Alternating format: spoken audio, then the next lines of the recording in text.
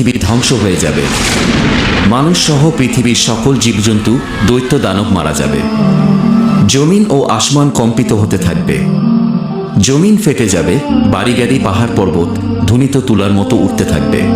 অতঃপর শুরু হবে এক নতুন জীবন, সেই জীবনের নাম আখিরাত।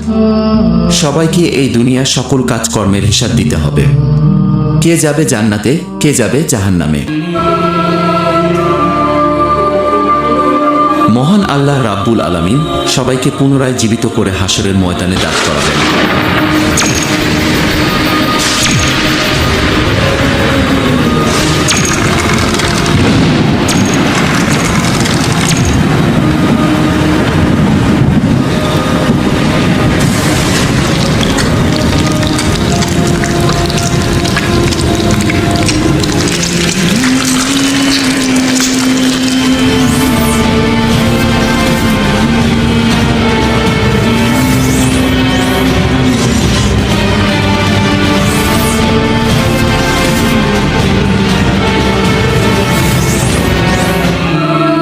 সেদিন প্রত্যেক